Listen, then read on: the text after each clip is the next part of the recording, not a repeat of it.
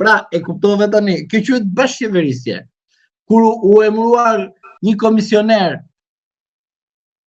këtë merre ti, atë marr unë. Pena i në revolt?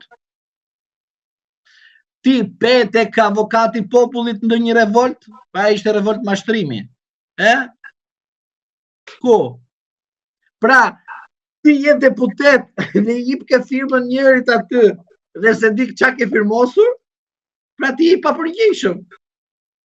Pra, ti në sy të publikut na tregove që je një person i papërgjegjshëm, që ke dhe i rrezikshëm, që dhe ke firmën kudo. Avokat, për ndryshuar këtë situatë, ju keni bërë disa propozime të rëndësishme në kuadër të fraksionit Reforma Reale dhe Partisë Liberale Demokrat. Po, pritani se nuk e mbarova unë atë pjesën. Pra, ne tani kemi propozuar bashkë me Bashkimin Liberal Demokrat, ashtu siç e kam thënë tek ju, që Reforma Reale do bashkëpunojë me çdo parti politike që kërkon të propozojë gjërat konkrete në politikë bërë në vendit, pikërisht projekt ligjin për kodin zgjedhor në Republikën e bashkë Bashkimin Liberal Demokrat. Dhe pikërisht kam propozuar disa ndryshime, disa gjëra pozitive, depolitizimin e komisioneve zgjedhore, një administrim i mirë dhe pragu të ri 1%, të shkojmë nga një metodë tjetër për llogaritjet e mandateve në metodën Said El Ague, që përkthen votën për të gjithë partitë politike ashtu siç duhet. Pra nga lapa që kërkon 4%, ju thoni 1%. 1% dhe duhet mbetet 1%, po thjesht për llogaritja e mandateve të bëhet me modelin ose me metodën Said El Ague, sepse duhet të çfarë do të thotë kjo metodë, avokat, për gjithë ata që gjën? Pra, janë 30.000 vota supozojmë, pjesëtimi do të bëhet me numra tek. Pse sot më bëhen 1, 2, 3, 4 sipas metodës të HOD. Pra, kjo tregon qartazi që duhet të zhduket metoda e vjetër që partitë e mëdha triumfojnë dhe duhet me metodën e re, Said El Ague, të japim dhe të hapet hapësira brenda drejtësisë elektorale dhe procesit zgjedhor, që të gjithë të jenë të lirë dhe të barabartë në një garë të barabartë dhe jo një garë të pa barabartë kur faktorët politik kryesor bën çfarë të shpirti. Përveç kësaj, kemi propozuar me Bashkimin Liberal Demokrat identifikimin elektronik në kohë reale aty ku ndodhet, pra verifikimi i gishtit në ato momente të duket, në rast se nuk vërtetohet, nuk ke të drejtë të votosh, jo thjesht me firmë, me gishtin tënd të vendosësh firmën. Kemi lënë listat e hapura dhe të mbyllura, se për ne nuk ka kuptim lista e hapur apo e mbyllur, për ne ka kuptim prollogaritja e mandateve në 162 i kodit të zgjedhor, sepse mandatet në fund fare përkthehen në vota, në numra. Në rast se ti nuk ke numrat, nuk ka që ti bësh listën a e ke të hapur apo të mbyllur. Edhe sikur ta lësh 100% të hapur, po nuk u bën për llogaritjet ashtu siç duhet, nuk përkthehen në mandate. Po ju që mashtrimi janë këto për listën e mbyllur dhe të hapur. Ka mashtrime të rrallë. Jeni i ndërgjegjshëm që Rama me Berishën nuk besoj ti marrin parasysh këto. Ti mendon se unë kur e di rezultatin mendoj se nuk vazhdoj luftën dhe betejën. E mba mend besoj që ju mendonit se SPAK-u do të ishte institucioni që do të besonte nga të gjithë shqiptarët dhe shqiptarët kishin shpresën e tyre te SPAK-u, dhe sidomos Partia Socialiste kur nuk do të ishte kundër SPAK-u. Po ja më thoni rastin Balluku, kush ishte kundër SPAK-ut? Dhe kush e kishte thënë fillimisht që të gjithë këta do dalin kundër SPAK-ut? A kam qenë unë? Më falë, në rast se kam ndonjë problem? Më thënë, pra kam qenë dhe kam thënë të vërtetën. Dhe ky është drafti që do ta bën një ditë si Çeçua. Do ta bën këtë draft.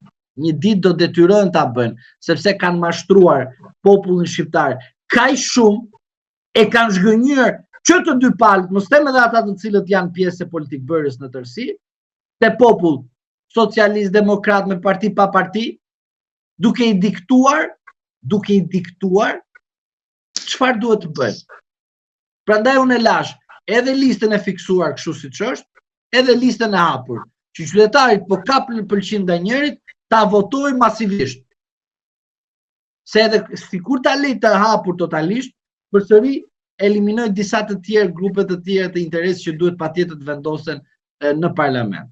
Pra, situata nuk është tek lista, është e prollogaritja e mandateve.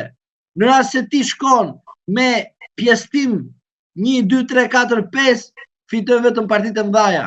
Në rast se ti shkon me shumën totale të votave dhe bën pjesëtimin e atyre votave në numrin tek, sigurisht fitojnë edhe partitë të vogla të tjera. Pastaj kemi vendosur dhomën e avokatisë, dhomën e noterisë dhe pastaj ligjin e profesioneve të rregulluar me ligj të posaçëm që ka disa kategori dhe i kemi vendosur qëllimisht që pasi të mbarohet të ezaurohet gjithë lista e avokatëve dhe noterëve, të shkojë të mjekëve, të infermierëve, të mësuesve, të inxhinierëve, të mekanikëve, të gjithë atyre të cilët ka një ligj të posaçëm.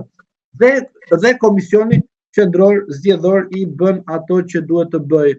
Pra, për qendrën e votimit, qendra e numërimit dhe KZAZ-ja. Qendra e votimit dhe numërimit do jetë një, pra do të shkojnë komisionerët aty, në vendin ku do votohet, aty edhe do numërohet dhe do të përqendrohen disa qendra votimi në një godin të madhe, si janë shkollat, të cilat nuk do të ketë vetëm 2-3 qendra, por do të ketë pothuajse 4-5 qendra votimi dhe do ketë akses dhe mundësi që mos piken dritat dhe të jetë me generator dhe të mos kemi ato defekte që kemi her pas here. Pra që mos tiki kutia fare nga qendra e votimit, të qendrojë aty dhe do ketë sa më shumë vëzhgues partive politike në qendrat e votimit dhe mos bëhet ajo që marrin makinat me radhë edhe i çojnë nga vendi në vend. Dhe pastaj kemi kërkuar që në kodin zgjedhor të vendosen 101 bashki dhe këtë qarqe të vendosen 7 qarqe, por kjo të përcaktohet edhe te kodi zgjedhor që mos të abuzohet vazhdimisht duke bërë ndryshime territoriale dhe duke mos u prekur kodi zgjedhor. Pra, në rast se do të preket kodi zgjedhor, do preket edhe ligji territorial. Në rast se do preket ligji territorial, detyrimisht duhet preket edhe kodi zgjedhor. Dhe pastaj kemi vendosur në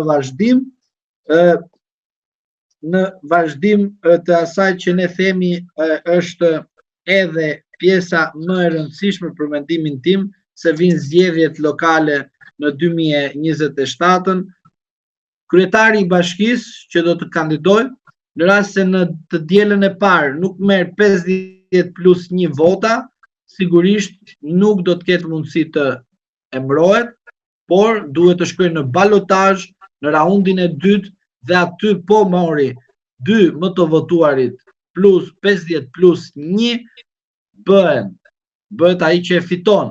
Në rast se themi që nuk ka ndodhur, po nuk ndodh vazhdimisht, po ndodhi ndonjëherë në miliarda, që ndodh barazim, sigurisht që përsëri do të shkohet në zgjedhje që të dalë ai që merr 50+1 ose shumicën e votave në raundin e dytë.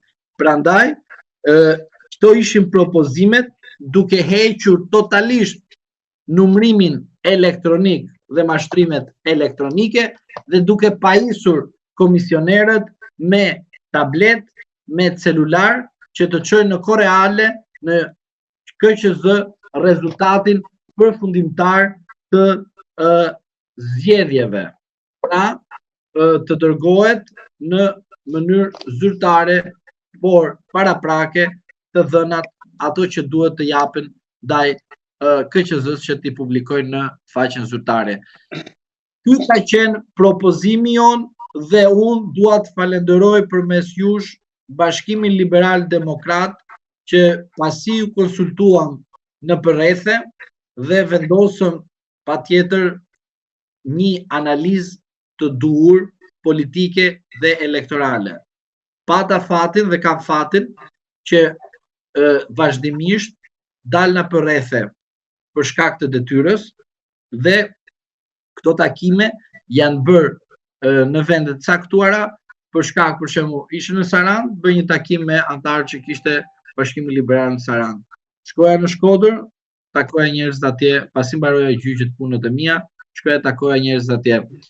Në Gjirokastër po ashtu, pra kam takuar njerëzit në përrethe, kam parë situatën, kam dëgjuar çfarë ka ndodhur, e kam kuptuar dhe skanuar situatën dhe dolëm në këtë draft. Ky draft është pothuajse i vogël sepse ka pak nene, por në rast se marr të gjitha ato çfarë më kanë thënë ata, sigurisht që ky draft do të ishte me shumë faqe. Por kemi marrë pjesën më të rëndësishme që në fund fare, pasi të bëhet propozimi konkret ata që do ta marrin si referencë, mirë, në fund fare, në rast se ky propozim nuk merret parasysh, mjafton që mos të preket kushtetuta. Në rast se preket kushtetuta, sigurisht do të ketë situata të tjera të cilat për mendimin tim do t'i shikojmë në të ardhmen. Por ne nuk themi kurrë pragun 4%. Jemi të ndarë me pragun 4% dhe me atë që e ka thënë pragun 4%, i cili për mendimin tim duhet të reflektoj. Edhe ja pa fat, deri në fund të qershorit të ketë reflektuar. Për zotin Lapaj. Zotin Lapaj të reflektoj. Ultimatum, avokat, unë të falenderoj shumë edhe për gëzime për nisma. Unë ju falenderoj për ftesën. Edhe puna dhe nisma që ju keni hartuar, sigurisht është në dorë tani të mëdhejve, ata e vendosin fatin. Të falenderoj avokat për çështjet që trajtuam. Ata e vendosin fatin, por të keni parasysh diçka, ne duhet të propozojmë dhe mos të jemi pasiv, të jemi aktiv në atë që duhet patjetër shoqëria jonë që ka nevojë. Demokratizimi i Shqipërisë dhe i shqiptarëve nuk vjen nëpërmjet fjalive, po vjen nëpërmjet të shkruarës. Historia mbetet gjithmonë tek ajo çfarë është shkruar dhe jo ajo çfarë është thënë. Dhe prandaj ne duhet të jemi koherent dhe themi që po, Bashkimi Liberal Demokrat me reformën reale propozojnë një draft konkret. Tani, po të paragjykojmë çfarë do ndodhi për një çështje të caktuar, mendoj për mendimin tim nuk është gjë e mirë, por ne propozojmë, pastaj është në përgjegjësinë e partive politike parlamentare, në rast se nesër do t'i vidhen votat, mos na thënë që mbaban dilni se na shpëtonin nëpër media të thonin ai fjalë sepse në fund fare u dogjëm të gjithë. M'fal, po do të digjesh ti, digju për vete, por mos po merr edhe mua bashkë me ty kur ti nuk më dëgjon mua në momentin e dur. Mesazhi ishte i qartë. Po është e vërteta, ju falenderoj shumë për ftesën. Faleminderit ju, nderuar avokat, të përshëndes.